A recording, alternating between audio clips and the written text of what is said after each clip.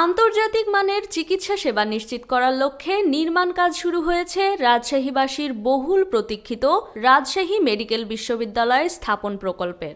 নগরীর বাজে সিলিন্দা এলাকায় অধিগ্রহণকৃত নিজস্ব জমিতে প্রকল্পটির ব্যয় ধরা হয়েছে 2,257 কোটি টাকা। এর মধ্যে শুধু ভূমি অধিগ্রহণ বাবদ ব্যয় ধরা হয়েছে 776 কোটি টাকা। পরিকল্পনা রয়েছে 2027 সালের 30 জুনের মধ্যে প্রাথমিকভাবে শেষ করা হবে এই প্রকল্পটির কাজ।